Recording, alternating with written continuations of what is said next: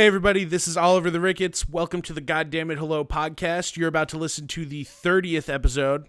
I really like this episode. It's probably one of my favorite ones, but it is a two-parter. We talked for a long time. So stick around to the end and I will direct you to the second part. Or if you're on Spotify, just scroll up when you're done. Hey guys. Hey. Hi. Hi everyone. Do you guys want to start a podcast? Yeah. Yeah, I'd love that. What should we do on our podcast? Probably the same thing we did the last 30 episodes. We should probably all just say "God damn it, hello." All right. Yeah, that would be good. Who's gonna say it this week? I said it. We usually all say All "God right, damn it, well, hello" in some I fashion. don't know if I've ever said it first though. So Probably say it not. again. Oliver loves to Say it again. surprise Say it everybody one more by time. screaming Yes. God damn it, hello. God Right, damn pretty it. Pretty good. God damn it. Hello, everyone. I'm Oliver the Ricketts. I'm Jeremy Kessler. And I'm Brittany Spear. And this is, if you didn't know, it's the God damn it, hello podcast.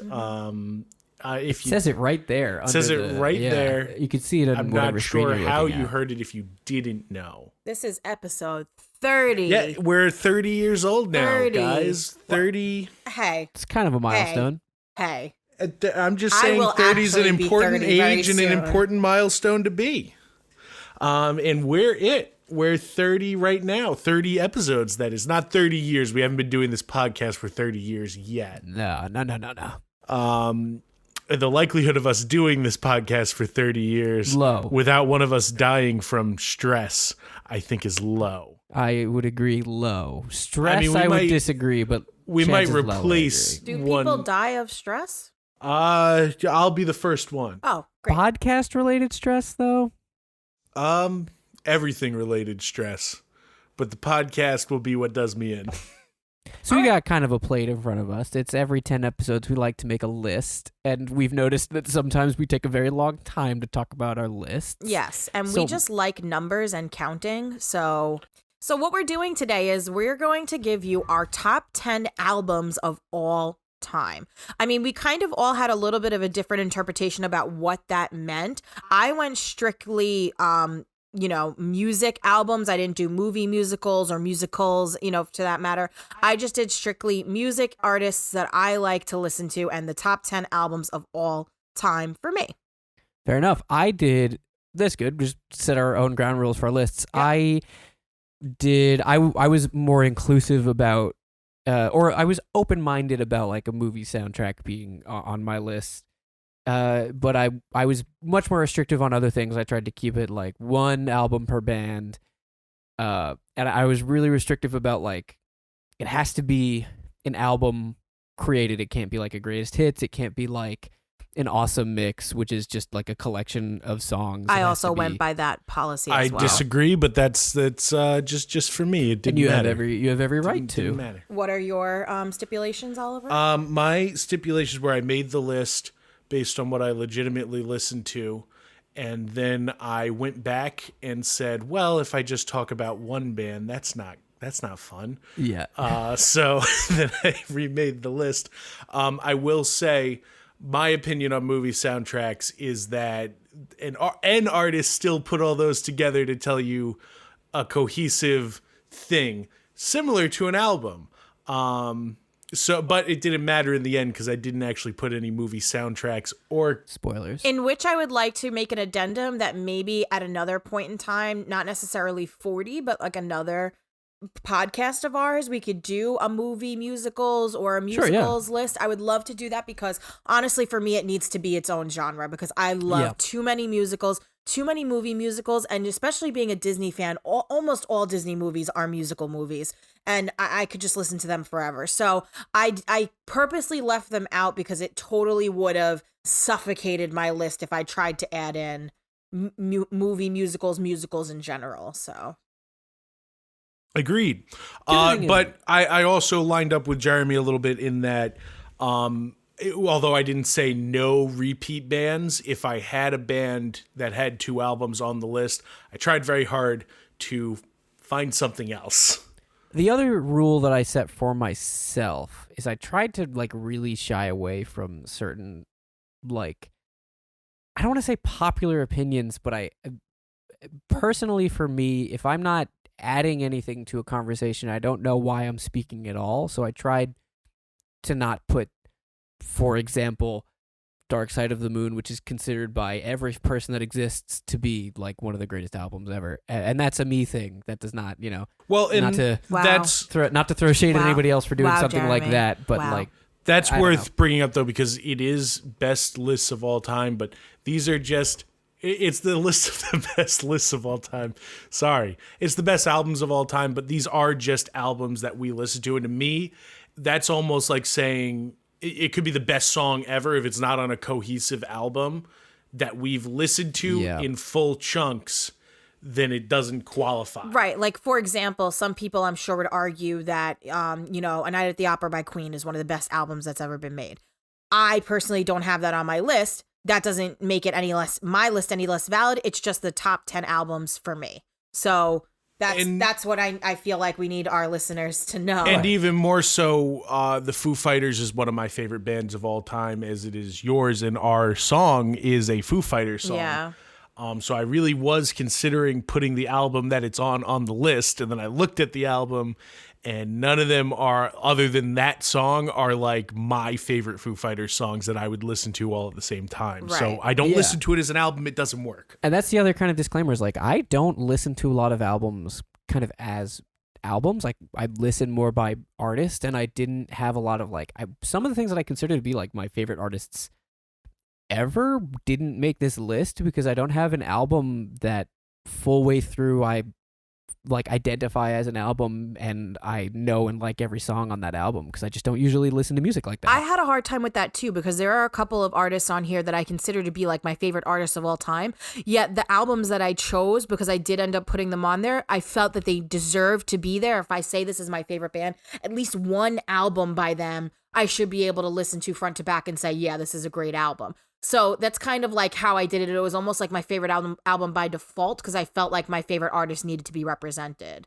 So. Right. I would say general rule is that pre-internet, you could pick up one of these as a CD or tape and listen to it all the way through without, skipping around. Right. Yeah. Obviously, the way people have listened to music has changed since the album format even came out, but... And in my opinion, honestly, if an artist makes an album and you can sit there and listen to that album from cover to cover and be enthralled by every song or almost every song, I mean, there are very few, in my opinion, perfect albums out there that you can listen to every song and like every song. Because even some of the albums on this list, there are songs that I'm not like in love with, but as a cohesive piece of art and music, it is great. So I really give props in like if anybody, like for me specifically, if the artist's album made it to this list, it is an exceptional piece of art in my opinion. Yeah. Or it had to do with something like in my life specifically that was really important to me. I think we covered about everything that we and I think to. that saying these things ahead of time is going to help us not have to bring them up again later on. So we can kind of just get down to brass taxes and say our albums and songs that we like. So we are going to list not only the artist and album, but our favorite song from the album as well, right? If you have it, I'm not provided that it is relevant force it to the out of every discussion. album. Oh, okay. I'm not gonna force it out of every album because Okay. there's an album on here that I don't have one for. Oh, I have one for every album. But let's enough beating around the bush. Let's jump into it, and I'm gonna go. you jump right away, baby. I'm gonna go first, and I'm going to say that my number 10 favorite album of all time. So we're doing a least to greatest. We're doing a least to greatest like always. thing. You gotta- 10 to 1. You gotta build it. If you guys really want the best albums, you got to stick around to the end after the ad on Spotify. So you got to listen all the way through. My number 10 pick is a band that I am whatever about. I'm doing that thing Jeremy hates, but it's The Bends by Radiohead. I'm not a huge Radiohead fan per se. I find it very frustrating the way that Tom York, the lead singer, treats his fans and his band. Between them, going to the Rock and Roll Hall of Fame and turning it down, or them refusing to play Creep on stage and yelling at fans for asking for it. They're like a douchey band. They suck. They really do. So it almost hurts me a little to be like, but The Bends is so good, man. It really is a great album. There's a lot of different vibes in it, but it is mainly just like a chill, kind of like easy listening with some harder tracks on it. And what I really love about the Bends is that certain songs start one way and then they'll end in a completely different fashion, or when you think the song's going to be over, the best part comes on. And on top of that, when I was thinking about the rule of, well, which songs do you listen to the most? I would say that, or which album can you listen to all the way through? I would say the Bends was one of the first things I thought of, because it's not just the album I listen to the most by Radiohead.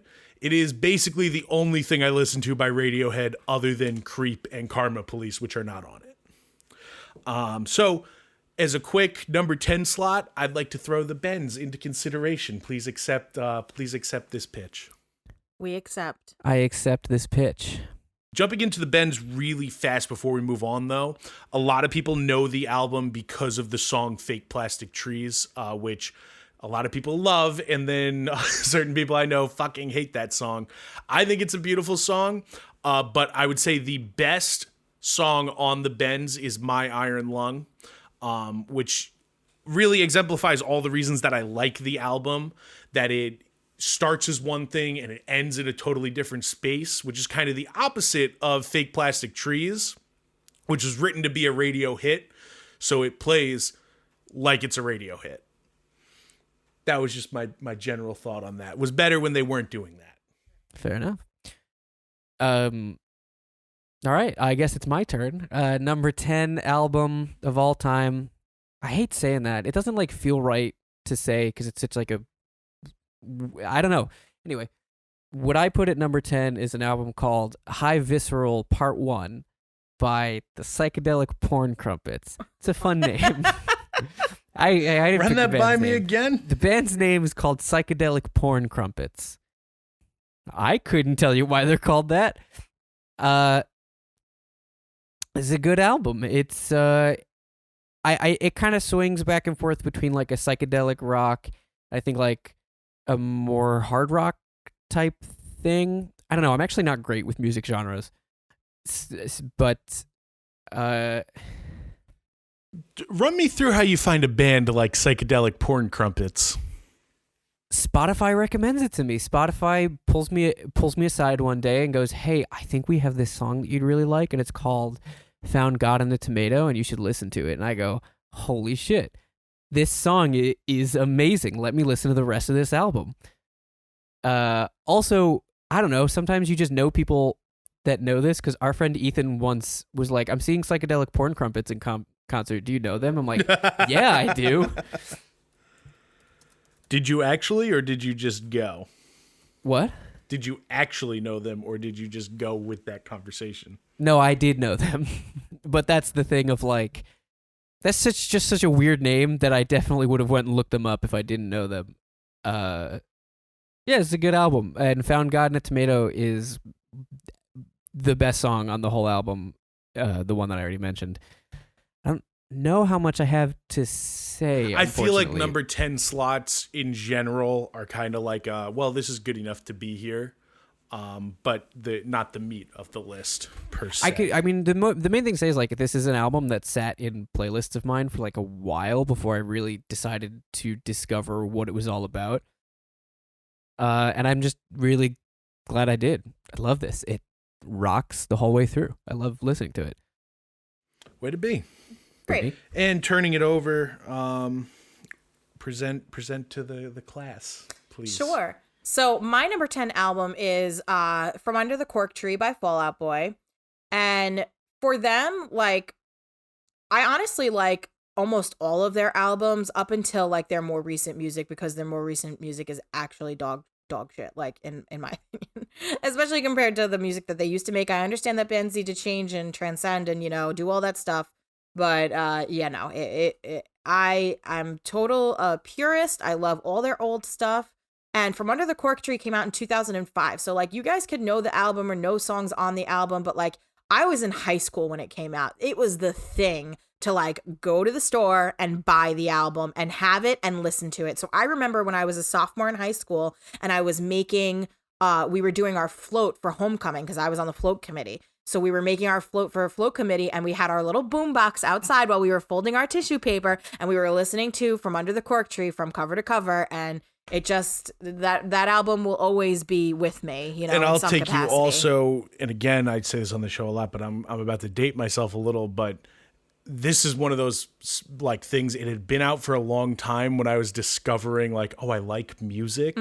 But Fall Out Boy had such a great presence on YouTube and had so many cool videos that were from this album. Yeah. Like Sugar We're Going Down Swinging. So as somebody who was just discovering like, oh, I like this kind of music, this was such an accessible album for me to fall in love with because there were so many videos that were viral videos that everybody knew that I could, you know, listen to and love the music because it was to that video. Right. So I took the time out in my list and I decided to put my favorite song of every album. And this is actually kind of going to bounce off of what you're talking about with music videos, because my favorite song off the album, I mean, I love every song, but my favorite song off the album is A Little Less 16 Candles, A Little More Touch Me. That's a great song. This is really important because back in the day when MTV did making the video, this was one of the big ones, you know, A Little Less 16 Candles. And it was so important for the band because it had a lot of callbacks about the history of the band, which it's funny to say history considering this is only their second album or the second official album. But, you know, had a lot of history about the band and had other people who were on the scene at that time, like Brendan Urie and Panic at the Disco, who was not who he is now, you know. No, he was emo back then. Yeah, he was totally emo. A Fever You Can't Sweat Out is a great album as well. But he was in it, and it was like a big deal that you would get all these other people who were like your friends in the business, you know, and other artists and be in the music video. So that's just another reason why that's one of my favorite songs. It absolutely wild? Like, just on the emo note, just for a second here. There's going to be a very large emo trend on my list. No, if you think about and there's another band that did the same thing, I think so much better than these bands that I know we're going to talk about later. But Panic at the Disco and Fall Out Boy, how they just did the same fucking thing where like they were an emo band. They did have really good music, and then when they came back, they were so like pop and like, you know. And I like the Panic at the Disco Panic music did it still. much better. Yeah. Oh yeah, the new Fall Out Boy stuff. But that's because Brendan Urie has a beautiful voice, and I think that his voice really carries their new music. I think at the end of the day, Brendan Urie was a more versatile musician Agreed. than anybody in Fall Out Boy was, unfortunately. I don't think Fall Out Boy was ever meant to be pop punk, sure. But I don't think they were ever destined to be a pop band. It was supposed to be punk that could play on the radio. Exactly. That was, you know, and I think that's what Under the Cork Tree is. Yeah. So that's my number 10. Anyways, is it back I've never listened to this album, but I don't know why I don't listen to more Fall Out Boy, if only for the statement that just some of the song titles are exactly my thing. I think it's hilarious. I'm looking at the album right now. They have, yeah. Well, that I was slept the with other someone in thing Fall Out Boy, and all I got was the stupid song written about me. That's fucking hilarious. hilarious. Our lawyers made us change the name of the title of the song so that we don't get sued. That's so fucking funny, man. I should listen to this album just because. You should. The joke about Under the Cork Tree, and I'll pull it up real quick before we move on. But the joke, I believe, about Under the Cork Tree was that all of the songs were too long. So when they showed up on like a radio dial, you couldn't see what the song was called. So fucking funny, man. That's such a dated joke. Isn't that our lawyers made us change the title of this song? Or one that's of them is the because first they're track too long. The first track on the album is called "Our Lawyers Made Us Change the Name of This Song So We Wouldn't Get Sued," which is a great song, by the way. Amazing title. You should like listen I to write. it. I mean, I'm sure you like "Sugar We're Going Down" and shit. Everybody likes "Sugar We're Going Down." I'm not overly familiar with it, because I write down titles of songs that I think would be really good song titles, and sometimes I just write down sentences like this album seems to have. So it's very much seems like it's my thing. Yeah, you should jump into this. This is a cool album to listen to. You know what else is a cool album, Jeremy?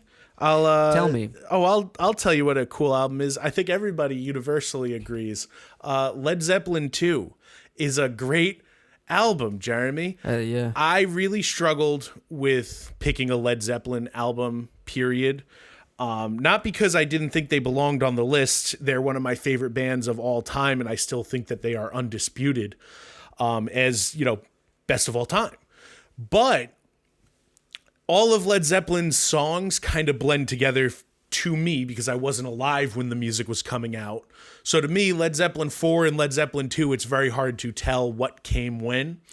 So I actually had to sit down Now, when I was growing up, the only Led Zeppelin CD that I owned was Led Zeppelin II. So in thinking back, that's obviously going to be the one that I pick because these are songs that I listen to all together at the same time. It's a great album also just for Led Zeppelin fans. It's got songs like Heartbreaker. It has A Whole Lot of Love, Ramble What Is and On. What Should Never Be, and of course fucking Ramble On, which is one of my favorite songs of all time. Is it as good as some of their later, more mature music, like when they were getting into When the Levee Breaks and Stairway to Heaven and Immigrant Song? Probably not. But I think this, as a cohesive piece, probably works the best out of their stuff, if that makes any sense. And it's just fun. It's just like fun, summery kind of music. Yeah. It's great. It's a great album, and the fact that something like this doesn't appear on my list is kind of a crime, but again, they're not really, even like by the way that they did their albums, they're not album artists. You know what I mean? They are, this song is fucking awesome. They're that kind of band. Yeah. Case in point, they never named any of their albums. They're just Led Zeppelin 1, 2, 3, 4, 5, 6. That's true, yeah. You know? I like Led Zeppelin too. What's your opinion on Led Zeppelin 2? It's got like two of my favorite Led Zeppelin songs on it, which is Whole Lot of Love and What Is and What Should Never Be. So in terms of if I had to pick an album, that would probably be the one I would pick too. And if I was going to pick the best song, and again, that's another reason that my approach to Led Zeppelin was like this, was I went through, it's like Levee Breaks is one of my favorite songs of all time. And but I'm trying to pick things that have more songs that I like actively. Yeah. And I listen to Ramble On basically every week, at least once. And just like, there's so many strong songs on Led Zeppelin 2. You got A Whole Lot of Love. Like I said, you still have What Is and What Should Never Be. It is a solid piece. Yeah. Anyway, that's my number 9. I'm looking Not much more to say. I can't be the guy that sits here and goes, yeah, Led Zeppelin is a good band. Yeah. I'm looking at the album for Led Zeppelin 2 right now on Spotify. Is it just me, or does the word remaster look like it's missing something? Like, I think that I'm looking at it right now. Actually, I know what you mean. It's spelled correctly. It is, but it looks like it's missing. Like, I think I'm like just an more exclamation used to, point, maybe. No, I think I'm just more used to it being in the past tense, and without remastered. Yeah, I think without that ed at the end, my brain is like, there's something missing in this word. I don't know. Do you get that? I guess I have to pull up the remaster version because none of them on here are saying that. 1994 remaster. That's fine. Which is the one Spotify has. Anyways, Jeremy, what's your number 9? Your number 9 album of all time. After that quick aside, my number 9, what I put down was an album called "The Bees Made Honey in the Lion's Skull" by Jesus Christ. Yeah, it's a title. It is quite a title. Just what I was talking about with that Fall Out Boy thing. It's by a band called Earth. Here's the thing about this album. Do I think you guys should listen to this album? Probably not. It's like a really specific mood for me, and it is a full listen album. There is no other way that I can possibly. I have to. If I'm not in the mood for this album, it doesn't work. And if I have to put it on, I have to absorb the entire thing. It's like one of those types of things, you know? So I found this album a while ago. At the time, it was like really late at night, and I was experimenting with watching cams. You're making this weird. I am. Anyways, go on. So they usually like to play music in the background of, whatever they're doing. And one of the songs... Whatever they're doing. Whatever it is just that a they thing get that up they're to. doing. Whatever they get up And one to. of the songs from this album came on, and whatever I was doing at the time... Had to stop. I did. I stopped, and I leaned back in my chair. I was like, what the fuck am I listening to right now? And I completely stopped what I was doing and just found out what the album was and listened to the whole album instead. And I don't know, man. For some reason, this album fucking blew my mind. And I think I'm removed enough to say it's not even that impressive. It's like drone metal, if you know what that is. No, what is drone metal? I think I'm going to throw a little celebration over here in the corner if Jeremy happens to name an artist that I've ever heard of. So. He's got there a couple. will be. There are 3 that I know you've heard Okay, of. fine. It's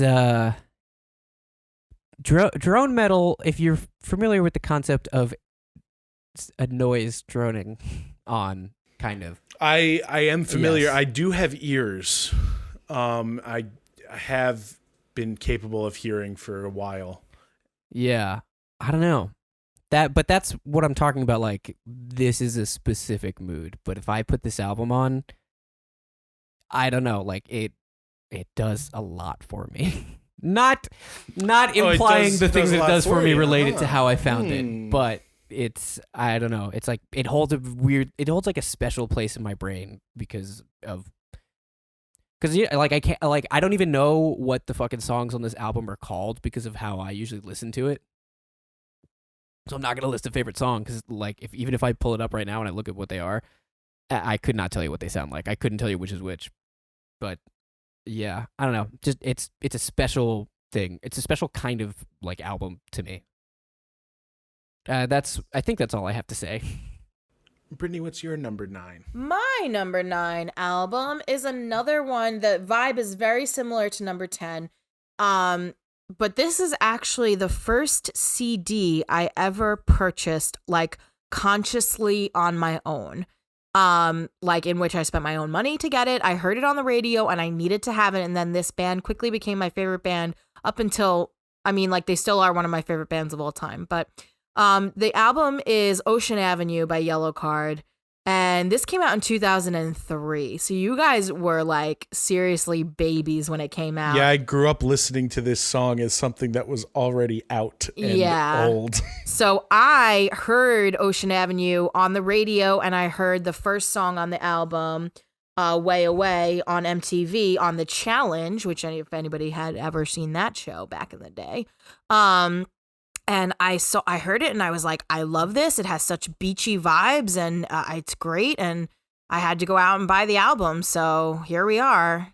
I've seen Yellowcard perform many times. Oliver, our friend Marco, and I went to see William Ryan Key, who is the lead singer. Last year, we saw him in concert on his own solo project because the band is already broken up. If you run it back to episode 3, you can actually see pictures of you and me with Mr. William Ryan Key. Yeah, and I mean, if you had told me as, like, a 15-year-old punk fangirl that I was going to meet the lead singer of Yellowcard and actually have a conversation with him, I wouldn't have believed you.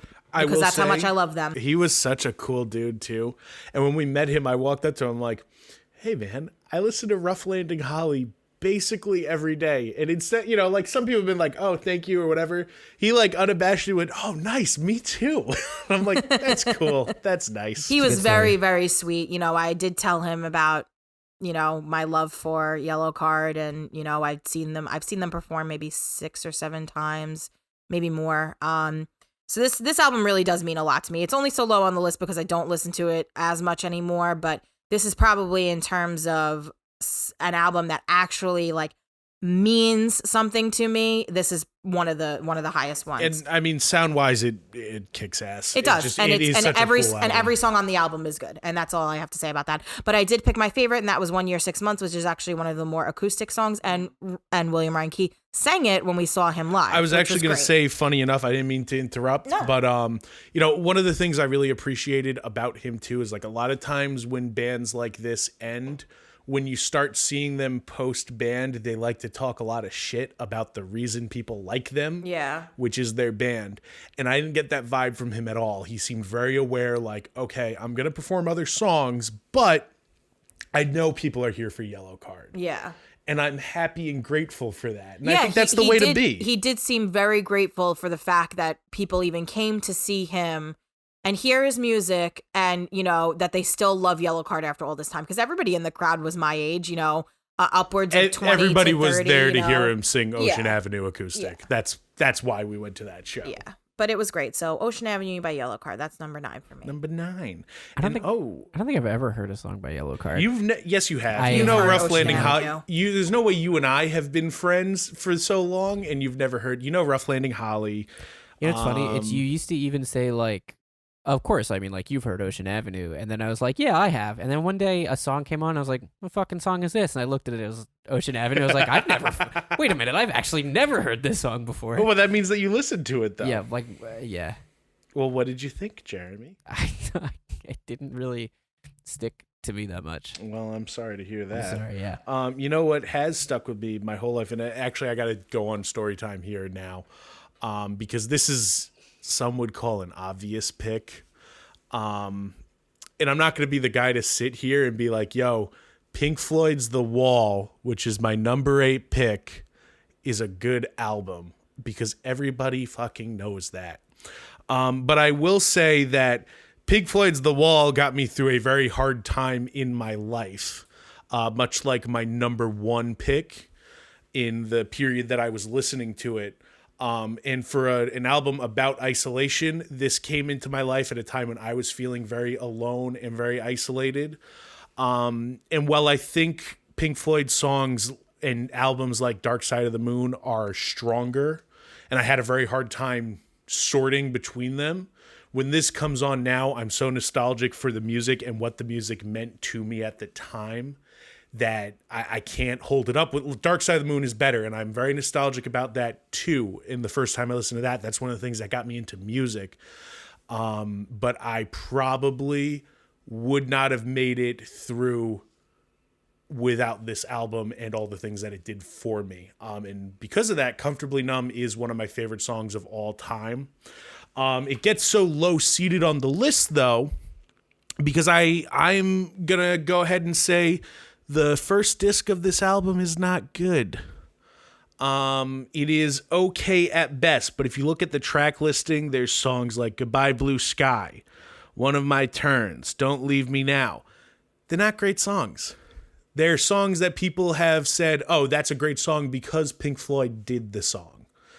But when you hit Vera, or really when you hit Nobody Home, and you make it all the way down. I would call it Hey You is still like great though. So you just like Hey You never does it for me, but okay. I understand the, and again, I'm not saying about any of this, like, of course, who the fuck am I to say, they're one of the most popular bands in the world. I'm sure all their songs are great, To me, it doesn't hit the same. But when you hit like Nobody Home all the way to the end, it's like tears. Like I get chills every time I listen to any of those songs. And even the movie just does it for me. And there's such a big place in my heart for The Wall, and for Pink Floyd as a band in general. So I got to throw my number 8 slot over there. So my number 8 pick, which is where we're at next, is are you like looking at what it is and laughing? No, I'm trying to pull it up, but I'm expecting something fucking ridiculous. It's probably going to be, you're not going to find it. It's probably going to be like let me just restart that sentence. It's probably like the strangest pick. Yeah, I'm going to go ahead and say, before Brittany sent me her album, but she copied it from somewhere, and it sent to me as HTML code. And as I'm reading this, I was legitimately about to look at you and go, yo, I think you sent me the HTML code of your list. But it is just the name of the album. Jeremy, what the hell is this called? It is the soundtrack to the video game Katamari Damacy. It's a Google search told me that it's by Yu Miyake, but I think just like various artists would be accurate. The worst part about this album is that it's not actually on Spotify. So if you've been searching for it on Spotify right now, you didn't find it. If you want to listen to it on Spotify, you have to settle for the big band jazz version of Lonely Rolling Star, which is fine and sounds good, but I just wasn't looking for that, Well, hit me. What's the significance here to this? So, I mean, it's like, it is hard to because it's a soundtrack. So it's hard to talk about this and separate it completely from the game that it's a soundtrack to. So I'm going to try to like lightly talk about just a fantastic game. And this is a soundtrack. It's like, it's not a soundtrack in the way that you would think it is. It's much more like this. A lot of the songs are like vocal, if that makes sense. It's not like you would expect it to just be like beats and like orchestra or whatever. I don't know, this game means a lot to me, and it's like when I was thinking about what songs to put on this, as much as I love video game music and video games are such a huge and important part of my life, this is the only anything at all from a video game that I ever considered putting on. it is such a special and unique soundtrack, and the songs on here are fucking amazing somehow. What sets it apart from the standard video game soundtrack? I think because I could see myself hearing like "Que Sera Sera" on the radio, and like it's Sera Sera. Que Sera Sera. Okay, that's my bad. I have it as a tattoo. That's the only reason why I'm saying it. That's my bad. I'm assuming the Doris Day version is not the one you're speaking of. And I don't know that. Is it an old school Italian woman? Because Brittany does have Que Sera Sera tattooed on her shoulder. No, it's... And I got it the week that Doris Day died. The game is Japanese. Oh, okay. So it's... So it seems unlikely, is what I'm hearing. This is like the only English song on the album, though. So it probably is that song, actually. Does it go, okay? No, I don't. No, it doesn't. It's not that song, I'm telling you. Whatever will be, will be. I guess it's not that song, Jeremy. No, it's more like... Da-ba-ba-da. Da-da-da-da-da. So far, this is not English. It's okay.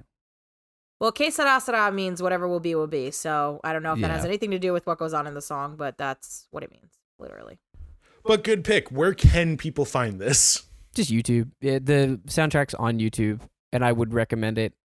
I've got it up right now, I hope. Is it a cow with a rainbow going over the cow's head? Yeah. Okay, I'm going to throw this up on the screen.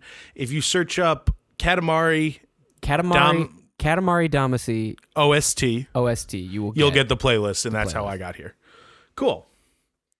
Best song on it, probably Lonely Rolling Star, which is good because that's the only one that you can kind of find on Spotify that's resembles the song in any way that's listenable, in my opinion, that I have found. Nice. I feel like I'd actually get to talk about the album that much. Nice. But so there's also some like weird things on here that you would not expect to listen to because it is, a soundtrack, and it's because I talk about like Lonely Rolling Star. Also, you could probably hear on the radio. It is just kind of a song, but even the stuff that is a soundtrack, I find myself a lot like listening to and trying to like pick apart and really being engaged in more than I've ever been engaged in with a video game soundtrack before. And I just listen to this all the time. It's very, very good. That's it. Brittany can go now. Great.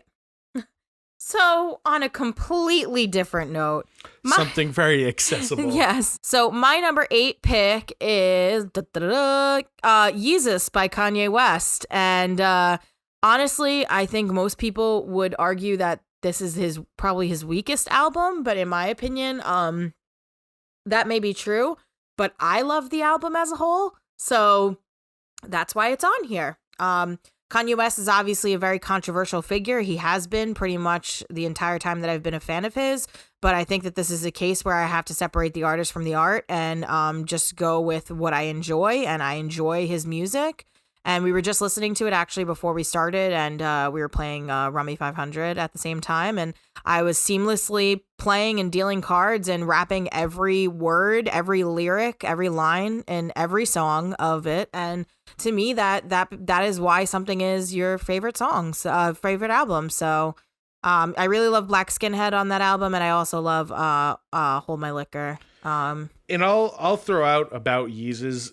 I think Yeezus gets much more shade than it really deserves. Agreed. And the reason for that is because it comes right after Beautiful Dark Twisted Fantasy, which I also love, but I don't love every song on that album. Well, critically speaking, it's his best. Right. As far as what got good reviews and what people love, it's Beautiful Dark Twisted Fantasy, and people love that because it's the most produced Kanye has ever sounded. Right.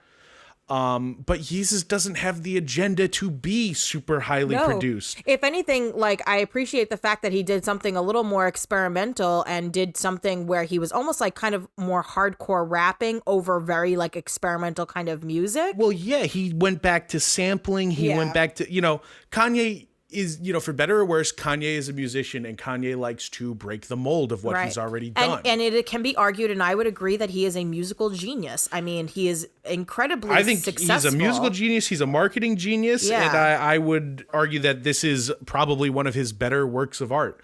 The traditional brain that studies music could eventually pull Beautiful Dark Twisted Fantasy out. Right. Those songs are standard, still great, but standard songs. Nobody but Kanye West could have made this album, though. Right. Agreed. So that's my number 8, Yeezus by Kanye West. Good picks. Good picks. I've I'm looking at the video right now. It's so fucking cool. I know. For Black Skinhead. Yeah. I've never heard this album. Except for 5 minutes ago when we were listening to it in your room. Mm-hmm. Well, but you were singing along like you knew it. That's Jeremy not always true. I does actually that. He was always not singing tricks along You at all. sang along to I Am a God. Yes, you did. I heard you. You must have been hearing somebody else in the room because I was not. Okay. I can tell you right now that I was not. Sounded like he was me. But maybe I'm wrong. Who knows? All that I know is that my number 7 pick is Rumors by Fleetwood Mac. Oh, that's so funny because that's my number 7 pick, Oliver. So, All right, it's Isn't that two birds hilarious? with one That is stone. my. Let's tag team on this my list, one. not on my list. Did you put it at number 7? Because I had it at number 7. No, I made my list weeks ago. Really? Yep. So we just It's been rocking like at number you guys- 7 for quite a while. You guys are like meant for each other. really. This was a We are slowly starting to become one person. Like there are things that we just do and say that Good. no, I know, but that it's like we do things and we do say things. no, but there are things that we do and say that are just so in unison and so on par with one another. It's actually a little scary. We did something earlier today that was like that. I don't remember what though.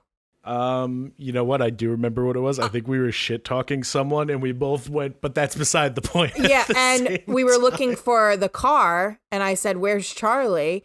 And you're like, "Oh, there he is." And then I was literally, I had opened my mouth to say, "Looking handsome," and Oliver goes, "Looking handsome," and I'm like, "Okay." For anybody like, who doesn't know, Charlie is the name of my minivan. yes. And Sorry. he's a handsome boy. Now, So anyway. which version of this album did you guys pick? Is this the deluxe, the super deluxe, or like the regular? I'm going the full super deluxe. I just went deluxe. Because the super deluxe gets a little repetitive in my mind.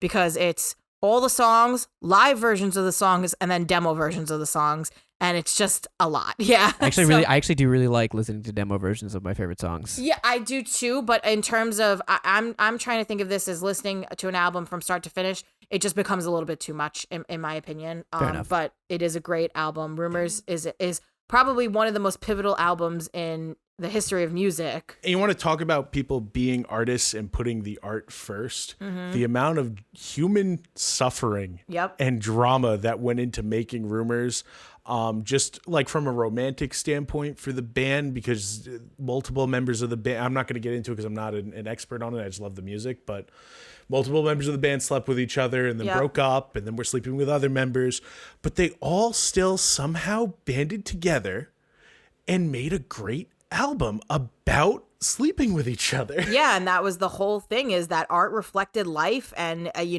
it's incredible that they made it through it and made the album. The album is as good as it is because if it wasn't that good, Not it would only have is been it for naught. good, it is not just by me or by you, by everybody. In fact, AV Club every year runs an article on the same day every year that says, and still no album is better than Fleetwood Mac's Rumors. Yep. And just every year they tack on another year to it. I mean, this is music. Like, what else can I say? And it's so funny because the songs, about all and like these you can things. kind of tell that certain songs were written by certain people at certain times, and then like you can tell that certain other songs are written by certain other band members at other times, because the album is kind of bipolar. There are a lot of songs that are happy, and then there are a lot of songs that sound happy but are really sad, and then there are songs that are sad. So it's very interesting listen, and I'm sure if you haven't heard the entire album, you've heard songs from the album. So I mean, everybody's heard Dreams at Exactly. least, and or you've seen the meme of the horse dancing to it on the side of the road, of course, which is one of my favorite things and in the world. and I just throw it out there, like, obviously Dreams is probably the hit, and Don't Stop on this. Yeah. It is, yeah. Don't Stop, obviously everybody And The fucking Chain knows is on Don't this Stop. album as And well. The Chain, so many hits, but Silver Spring is my it? all-time favorite. Wait, The Chain 'cause is I haven't- absolutely on Rumors. Looking at it right now, I don't. If it's not, you're gonna have to cut that out. Sorry. It may be on. No, I yeah, just- it's no, here. It's number 7. The Chain Number is, 7? but Silver Springs isn't. That's on Fleetwood Mac. Wait, then what the fuck am I? Oh my god, I'm literally looking at the wrong album. Yeah. Silver Spring is on Fleetwood Mac, but The Chain right. is on Rumors. Fuck me, man. So That's my bad. I was looking at the wrong album. You were looking at Fleetwood Mac. I was. It's hard No. Silver Spring is on the Super Deluxe of Rumors. But that's the thing. It's not on the original version of the album. But that's why I said Super Deluxe. I know, is my version. but then you're basically just using a compilation album because they just put the other hits on that album. Yeah, it's not a part of the original lineup of songs. All right, so then run it back. I don't want to say that then. But what I will say about Fleetwood Mac is that just so many great songs that are not even necessarily the kind of music that I listen to all the time, but you can just turn it on at any time, whether you're happy or sad, and it works and goes. It's so funny because to me, Fleetwood Mac is like a band that like you would hear out like, either in a department store or at your doctor's office or like at a construction site. Like it's crazy like how versatile the music is and it's like and nobody has a bad thing to say. Nobody's like, ugh, I hate that song. Like it's all good. Stevie. I picked my favorite off this album. Aside from like The Chain and Dreams, which are obvious, was Never Going Back Again, which is only 2 minutes long, but I love it so much that I will literally put it on repeat and have it play several times in a row. That's a great song. Yeah, I love Fleetwood. And it's just, again, like another little like acoustic, like very simple guitar riff. Just hanging. Easy listening. Like if I knew how to play the guitar, I would just sit there and strum it and sing and hum and, and that's kind of how it is. All right, Jumbles. Unless you have more. No, I'm sorry. I'm done. No. Jumbles, what is your... My 7 pick, which is going to be the first accessible, I guess? Whatever. It's... Shakedown Street by the Grateful Dead. Oh, okay. Here's the thing. I have never in my life listened to the Grateful Dead. I do not know. I know Friend of the Devil because that's whatever. I do not know any of their songs. I do not know if this is a controversial pick to say that this is a good album amongst Grateful Dead fans or Deadheads or whatever. I don't fucking know. This is a great album. I was in like a restaurant or something with my aunt and the title track Shakedown Street came on over like the intercom or whatever. I was like, what is this song? This is a good song. My aunt was like, it's Shakedown Street by Grateful Dead. I was like, I have to listen to this again. And I went home, I listened to the whole album. Boy, this is just good. It's a good album. That is all.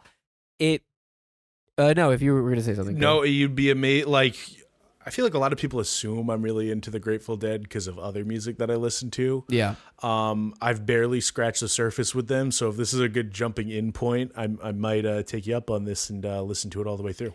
As a jumping in point, I can't say because, again, it didn't lead to me listening to the rest of the Grateful Dead's discography, but I think that this album is something special. It's got a lot on here that I really, really love. My favorite song on it is France. I'm looking at Spotify has like a popularity section. I'm looking at it. France is like the lowest one, but that song is beautiful. It has like a perfect mix. It's like made for me to listen to. It has a perfect mix of a lot of things that I really, really love when I listen to music that I also don't find too often. It's fantastic. It's like... So A+ on the Shakedown Street, huh? Yeah, Shakedown Street. Just gotta look around. Just gotta whatever. I don't know. That was supposed to be a line from the song. I fucked it up. You're right. So now I think. Well, let's see. We just had a tie of sorts. So I guess it goes back to me now for number 6. And my number 6 is an album that came out when I was finishing up high school. That I still consider to be the best hip hop album of all time. This is up there. I won't say universal blanket that it is, but this is up there. Kendrick Lamar, To Pimp a Butterfly. Again, I'm not reinventing the wheel here because there are so many hits from this album that are just like staple hip hop songs now, like All Right, and obviously King Kunta. But I love the song Wesley's Theory that leads into the album. I think what it does right off the bat is it shows, okay, there's 3 different types of music that are going to be mixed in here, and you're going to get with all of them and appreciate that. And that's kind of what the album is completely. There's not one kind of sound on it. It's kind of a couple different things molding into something really nice, you know. And at the time, you know, because I'm a big Kanye fan, and Kanye wasn't really filling the hole with his new stuff. He, you know, did Life of Pablo, which I love now, but took a couple listens. And this came out and was kind of similar to Life of Pablo, but definitely filled the hole that I was hoping to get with Life of Pablo. And I love all these songs. King Kunta is great. And I probably listen to that, all the time. Almost every week, at least. Every day. You know, but yeah, Kendrick Lamar, To Pimp a Butterfly, King Kunta, just good, solid music. If you haven't listened to it, give it a shake. All right. Or a play. Yeah. If I picked up an album and I shook it, it would just sound like. Well, if it was a vinyl record, it wouldn't sound like any. It might sound like. Yeah, you might get that you get when you shake. Yeah, like big plastic things. Boy, this is why people come to listen to this podcast, huh? My number 6, because I guess we're moving on. Do you have something to say about this album? I like a lot of those songs as well. We listen to a lot of them together. That's really it. It's just nothing like reinventing the wheel, just solid hip hop. Yeah.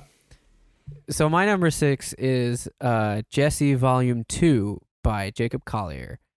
This is Jacob Collier is the it's kind of like a pretentious pick almost, because his way of understanding and creating music is like fucking nuts. He's a genius in ways that someone can usually only dream of being,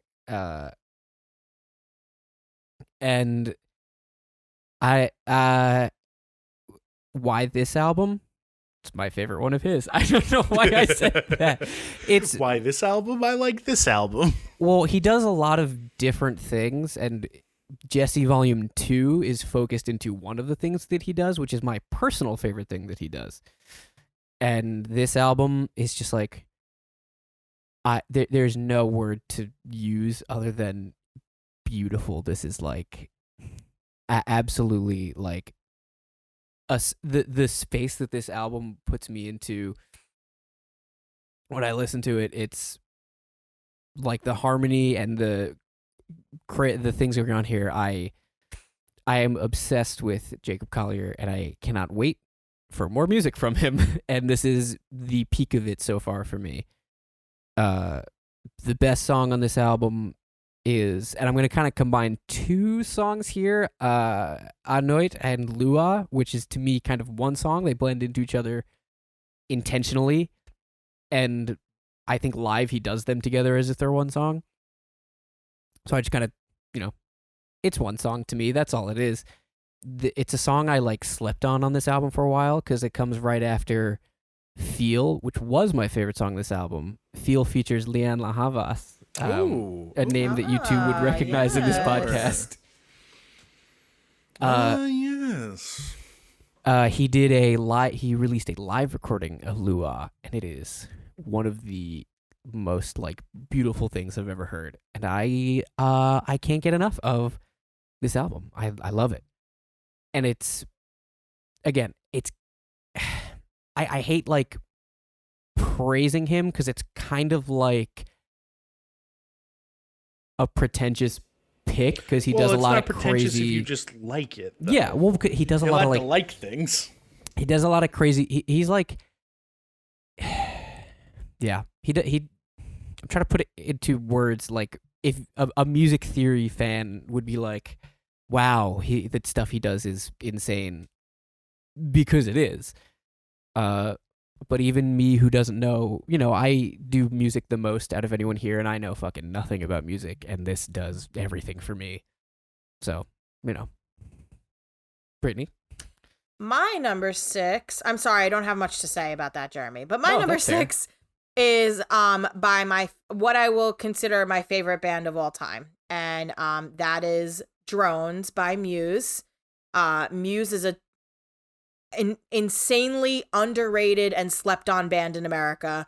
I mean, it's crazy to me. And when you say that, not that people don't know Muse, but people don't give Muse the time of day. Like when I tell people my favorite band is Muse, they go, "Oh, okay." not it doesn't get nearly any of the same recognition as other bands here, and they're insanely successful over in the UK, and most of Europe, and I absolutely love them. I started listening to them back when I was in high school, and their music has evolved in a way that makes sense in my mind. You're just starting to get those albums that are like from prolific, like seasoned artists from them now too, which is so exciting. Which I have right in front of me here, the Simulation Theory album that I got because I pre-ordered it, and that we went and saw them in concert, and we own the DVD of the concert as well, and they're just great. And they're another band though that I say is my favorite band, yet like I have a hard time picking a favorite album because I like so much of their music.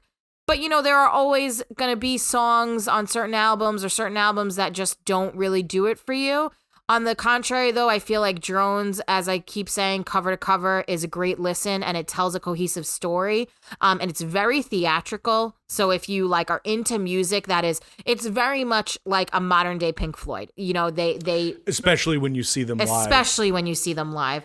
And the year that we saw Muse and Roger Waters in concert, it was God. Incredible, like the quality of concerts. Those are the best shows I have ever or will ever be to. And it's almost like you say, I can't cite every song and an album, but Muse is more about going to see a huge show more than it is about listening to them. It is a theatrical experience. And the other thing about Muse that I absolutely love is when you hear them live, they sound exactly the same. And a lot of artists cannot do that. And to me, that just shows their prowess as, musicians, that they sound exactly the same. And also, they synth a lot of their stuff now just because that's more of the vibe. Everything is super computerized and whatnot. But even when they sing... But that was also... That may not be how they are, though, because Simulation Theory, that was the theme. Right, but what I'm saying is... The next thing may not be that. Even when they're singing live and they're not doing it as hardcore, it still sounds amazing. And actually, in my opinion, sounds better when they're not. But... And then when we saw them last year when they did the Simulation Theory tour... I know I'm talking about Drones, but when they did the Simulation Theory tour... They literally had a giant robot on stage. I mean, hell yeah. Yeah, I'm not even saying like it was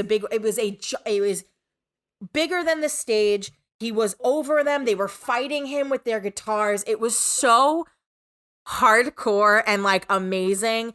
They're just an incredible band. But back to Drones. When I saw them live at in the Barclays with my friend Marco, they literally had drones flying around the entire stadium.